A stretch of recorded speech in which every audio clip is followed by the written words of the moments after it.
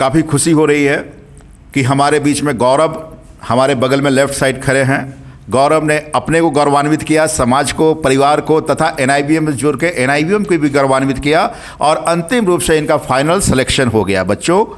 तो इनका bank of India में फाइनल सिलेक्शन हो चुका है और ज्वाइन करने जा रहे हैं। और ये थोड़ा पृष्ठभूमि है। कहाँ थे आप गौरव? आर्मी में थे। आर्मी में थे। आर्मी में किस पोस्ट पर थे? फॉर्मल हवलदार पोस्ट। ठीक है बच्चों, तालियां। आर्मी में होने के बावजूद भी उन्होंने फिर से रीस्टार्ट किया और इन्होंने फिर से रीस्टार्ट करके बैंक ऑफ इंडिया में फाइनली सिलेक्शन लिया और ये झारखंड में ही रहना चाहते हैं, अपने घर के पास ही रहना चाहते हैं। इनमें ये इसीलिए इस पोस्ट को इन्होंने ऑप्ट किया है कि झारखंड में रह के झारखंड का सेवा करेंगे।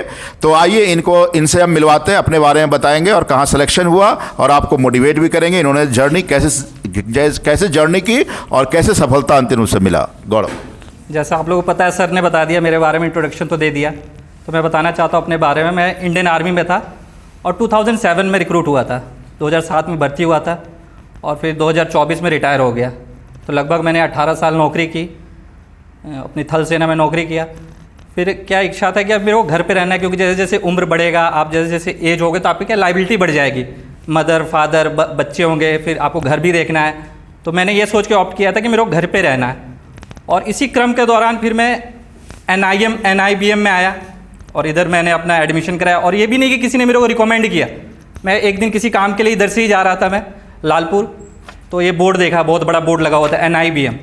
तो फिर मैं आकर के पता किया तो बताया ऐसे ऐसे बैंकिंग का तैयारी होता। तो मैंने किसी से भी इधर नहीं पूछा, सीधे मैडम से आया, फिर सर से मिला और मैंने इधर आके अपना एडमिशन करा लिया।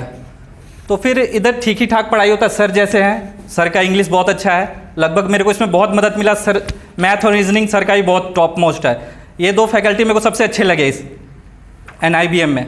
और मैं जो ये बताते थे मैं उतना ही पढ़ता था, सर भी बताते थे। लेकिन मैं एक चीज़ नोटिस किया कि सर सबको बताते थे कि होमवर्क बनाना है, लेकिन मैक्सिमम लोग क्या करते थे, नहीं बनाते थे, होमवर्क बना के नहीं आते थे, जो सबसे गलत चीज़ है। और सर ये भी बताते थे कि रिवाइज़ करना, रिवाइज़ भी लोग नहीं करते थे। लेकिन सबसे इंपॉर्टेंट ये दो चीज़ है, रिविज़न करना। आपने क्या पढ़ा है उसको पढ़ना कम है, लेकिन रिवीजन ज़्यादा करना है। बशर्ते ये नहीं कि ज़्यादा पढ़ो कम रिवाइज करो, वो नहीं, पढ़ो आप बशर्ते 10 ही क्वेश्चन पढ़ो, लेकिन रिवाइज 100 बार करो, वो सबसे कारगर है। और इसी चलते आज मेरा सिलेक्शन बहुत जगह हो रखा है। सर को ही मैंने बताया कि मेरे बहुत जगह सिलेक्शन हो रखा है। तो मैं अभी सोच रहा हूँ कि ज्वाइनिंग कहाँ करना है। तो जैसे मैंने आप लोगों को बताया, मैंने IBPS CSA का एग्ज़ाम दिया था, तो मेरे को मेरा होम जोन ही मिल गया, बोकारो ही मिल गया। मैं बोकारो का रहने वाला हूँ, तो मेरे को मेरा बोकारो ही मिल गया। तो मैं अभी उधर ही ज्वाइनिंग करूंगा, बाकी तो अभी नहीं। लेकिन सर बता रहे जैसे मेरा IB में भी हो रखा है, ACIO में, और 21 को मेरा इंटरव्यू है। तो सर बता रहे कि नहीं, फिर भी आप इंटरव्यू एक बार दे दो, आपको एक एक्सपीरियंस रहेगा। तब सर ने जैसे बताया तो उसका इंटरव्यू भी दे दूंगा। प्लस मेरा सिलेक्शन पोस्ट में भी हो रखा है, ऑफिस सुपरिटेंडेंट में, लेकिन वो दूर कहीं भेज रहे हैं तो वो ज्वाइन करना है नहीं। प्लस मेरा भी NTPC जो ग्रेजुएट और अंडर ग्रेजुएट है रेलवे, वो भी कन्फर्म है, मेरा आना ही आना है, क्योंकि इतने मेरे नंबर उसमें आ रखे हैं। तो उसमें भी कोई ये नहीं है, लेकिन अभी उसका रिजल्ट नहीं निकला है, 2024 का था वो, तो उसमें मेरा कंफर्म है। और बहुत सारे ऐसे 2-4 है, जैसे नाबार्ड हो गया, बहुत सारे एग्जाम निकल रखा है मैंने। तो अभी मैं ज्वाइन करूंगा IBPS CSA। लेकिन सर की एक बहुत अच्छी बात है कि आप पढ़ो और उस चीज़ को रिवाइज़ करो।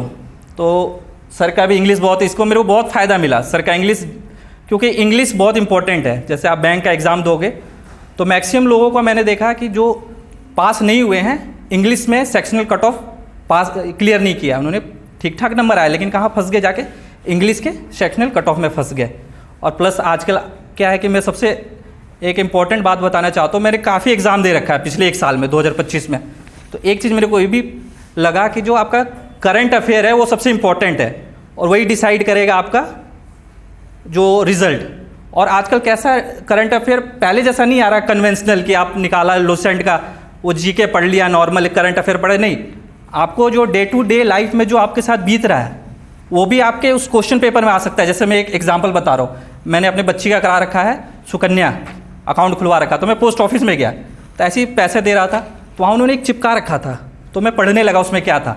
तो अभी क्या लेटेस्ट क्या है कि अभी पोस्ट ऑफिस शायद वो ट्रांसफॉर्म हुआ है मेघराज 2.0 ऐसे करके एप्लीकेशन में, तो वो मैं पढ़ने लगा और सेम टू सेम वो क्वेश्चन आ गया मेरे को एग्ज़ाम में भी, वो हो गया। एक बार एक मेरा कर्नाटका का दोस्त था, उसने अपने स्टेटस में लगाया था बहुत पहले, विदर्भ ये अपने कर्नाटका ने विजय हजारे ट्रॉफी जीता था ना, तो वो अब भाई कर्नाटक का, तो उसने लगाया अपनी स्टेट के बारे में कि मेरे स्टेट ने जीता विजय हजारे ट्रॉफी, और सेम टू सेम वो क्वेश्चन आ गया एग्ज़ाम में कि भाई 2024 में विजय हजारे ट्रॉफी किसने जीता था। प्लस एक बार मैं रेलवे फाटक में खड़ा था तो ट्रेन जा रहा था, तो ट्रेन में वो लिखा हुआ था 1925 को शायद इलेक्ट्रिफिकेशन स्टार्ट हुआ था रेलवे का, 1925 ऐसे 100 ईयर ये सेलिब्रेट कर रहे थे 2025 में। तो उससे रिगार्डिंग, उससे रिलेटेड ही क्वेश्चन आ गया कि मतलब कब ये इलेक्ट्रिफिकेशन का काम स्टार्ट हुआ था। तो इस तरह से बता रहा हूँ कि जरूरी नहीं कि आपको किताब से ही ज्ञान मिले, आप जो डे टू डे लाइफ में कुछ देख रहे हो, आपको उस चीज़ को देखना है, ध्यान से पढ़ना है। क्या पता चले कि वो एग्ज़ाम में आ जाए वो सवाल और पता चला उसी एक नंबर से आप कट ऑफ में क्लियर कर ले या उस एक नंबर से रह जाए। तो ये बहुत इंपॉर्टेंट चीज़ था जो मैं शेयर करना चाहता था। बाकी आप मेहनत करते रहो, कंसिस्टेंट रहो और स्मार्ट अप्रोच रखो।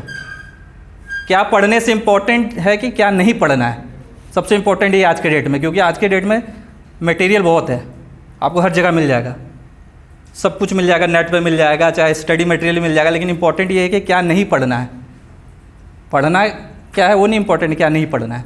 बाकी आप जैसे मैं बता रहा हूँ कि जैसे मैंने 8-10 एग्ज़ाम क्लियर हो, वैसे आप लोग ही सोचोगे कि क्या किसमें सिलेक्शन लेना है, फिर जो सबसे अच्छी जगह है फिर वो आप लोग सिलेक्ट करोगे। बस ये मैं बोलना चाहता हूँ, मेहनत करते रहो, कहीं ना कहीं रिजल्ट आप लोग का भी आएगा। कहाँ बैठते थे आप? मैं सबसे लास्ट में बैठता था, बीच में बैठता था। जहाँ अभिषेक बैठा हुआ है वहाँ बैठता था। सर यहाँ से हमेशा देखते रहते थे और सर बहुत अच्छा पढ़ाते हैं, मैथ और रीजनिंग इसमें कोई डाउट नहीं है, और सर का इंग्लिश तो कोई डाउट नहीं है, सर भी बहुत अच्छा इंग्लिश पढ़ाते हैं। बच्चों आप लोगों को कुछ पूछना है? फौज, आप लोगों को कुछ पूछना है किन्हीं को? कोई भी, किसी को भी पूछना हो कोई। अभी कोई कुछ पूछ क्या? मेरे अनुभव का आप लोग पूरा एकदम यूटिलाइज करो, ठीक है? जो हम बता रहे हैं पूरा ब्लाइंडली मानो। क्या गौरव सर ठीक है? एकदम करेक्ट। तो कितना जल्दी और कितने ज़्यादा सिलेक्शन हो गया, ठीक है? तो बच्चों इनके साथ एक हम लोग ग्रुप फोटो कर लेते हैं।